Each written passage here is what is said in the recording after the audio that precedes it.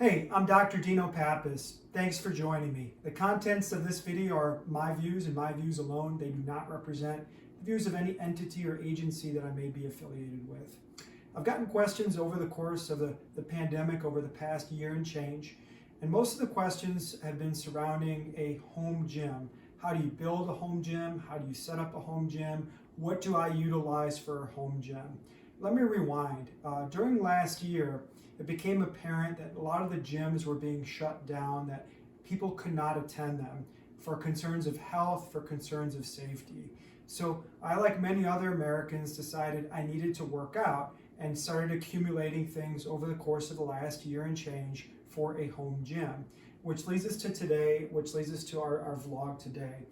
These are the things that I've accumulated in my home gym. If you can pan across the floor here, they're simple things, but you can actually accomplish a lot with a little bit of ingenuity and with a couple simple implements. I'm just going to go over things I utilize on a weekly basis.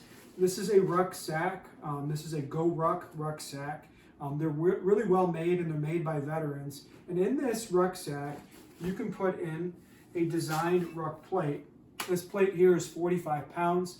You can use it for simple things like hiking, but you can also add it to things like squatting, lunging, balancing, doing curls, overhead press, or other activities as well. So this is a good general piece of equipment that you can carry in an airport, you can hike around with it, or you can do some training, some specific exercises with it. I've also accumulated from Go Ruck a Go Ruck bag.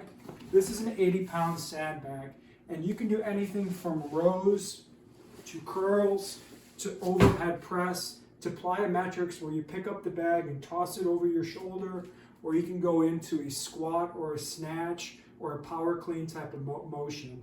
So the bag is variable resistance. I can take one sack out. There's two 40-pound sacks in here, one sack out, leave the other one in to get variable weight that moves, that challenges your body.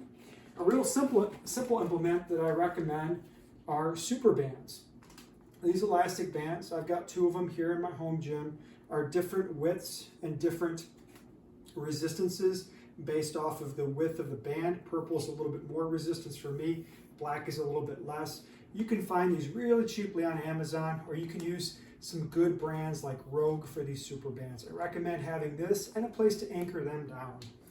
Also, one of the implements that I have is an adjustable kettlebell. This is a Bowflex adjustable kettlebell. It scrolls all the way up from 40 pounds down to approximately about 8 pounds, right about here. This is an 8-pound kettlebell. Notice the stack of weights here. And then when I switch it all the way up to 40 pounds, I'm pulling it. Notice the stack of weights. There is no weights down here, and indicating that the weights are attached over here.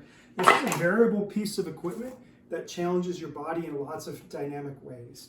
I have some simple mobility tools like a lacrosse ball, a tennis ball, and a foam roller for assisting me in warming up and cooling down. And the other piece of equipment that I don't have down here today is an adjustable weighted vest. You want somewhere between, that goes between about 10 pounds all the way up to about 40 pounds. You can use it for squats, push-ups, lunges, and other activities as well. So I've got a simple home gym set up. That simple home gym was because of the concerns of COVID. Accumulating all these things, probably if I added it all up, cost me approximately about $895.